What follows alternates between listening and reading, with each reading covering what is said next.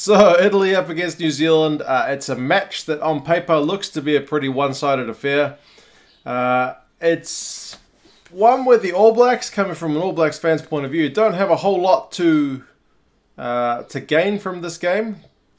I don't mean that in any way disrespectful to Italy, but if the All Blacks go out here and redeem themselves after last week's loss with a big win, everyone's going to write them off and say, well, write the Italians off and say, well, it was only Italy, so it doesn't count for anything. And if the All Blacks don't go out and win big, they'll be judged as, oh, you know, why didn't they do better? God forbid if they lose, the storm would be fierce. For the Italians, there's lots to gain here. Fair few people perhaps don't give them the credit they deserve.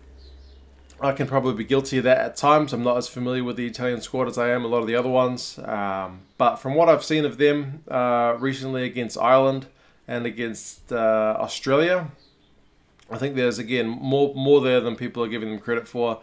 They tackled like demons last week. It's just some of the refereeing calls didn't go their way, and their line-out was a bit shabby. So if they can get things right against the All Blacks, I'm hoping for a good game of rugby.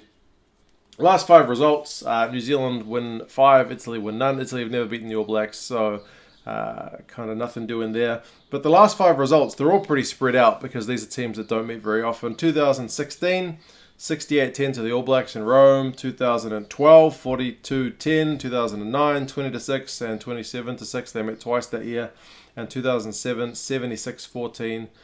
That's a spread of almost 10 years to play these 5 games. So, as I said, teams that don't meet that often, and the All Blacks, for the most part, are pretty comfortable winners wherever they play.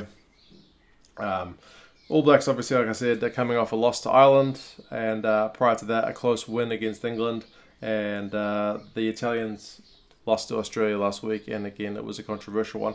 I'll put the teams in the description so you guys can have a look. I think the Italians have only got one change from last week, and that is Bellini is out. He's the guy who had in my dream team last week, the guy who scored the try against the Australians. So he is out. He's been injured. So Sperandio. Correct me on the Italian pronunciation, because it is pretty terrible for me. I apologize for that. He's coming in on the wing, but you know, usual suspects. You got Campagnaro in the midfield. Jaden Hayward, who looked pretty good in patches as at fullback, so it'll be good to see him have a go. Tommaso Allan still starts at number 10. Steyn, who almost had a try last week and made a fair few tackles, is there. Ghiraldini is captain at hooker, and like I said last week, I think he made 21 tackles. So if he can get his line-out throwing all good, and the line-out operates at a much better level than last week, then that'll put them on the front foot going into this game against the All Blacks, which is much changed. I think it's 11 changes for the All Blacks. Front row of Tuungasfasi, Coles and Laulala. But second row is Tuipulotu and Scott Barrett, so that's much changed. Fifita gets a shot on the blind side. Kieran Reid's still there. He's been under a bit of criticism for his last performance. But Perenara gets a crack at 9, so that's good. I think a lot of people have been hankering for that. Laumape comes into the midfield, so that's encouraging. ALB. Geordie Barrett's on the right wing, and they persist with the 10-15 combination of Barrett, that's Bodie, and D-Mac at 15, so that will be an interesting one. But yeah, like I said, you guys can look at the full squads in the description. I'll put them there. In terms of how this game is looking to go, the bookies are saying the All Blacks are going to romp home. 32 points is the start they're giving the All Blacks, or giving the Italians, I guess. In this one, they're saying the All Blacks are going to win by 32, so pretty comfortable. It's going to be an interesting one, though, because the All Blacks are much changed. It's a pretty consistent-looking Italian team. Hopefully they can get on the front foot early, because if they do go behind, it could get messy. But here's hoping for a good game of rugby. Lots of tackling like last week. Preferably no controversy like last week for the Italians anyway.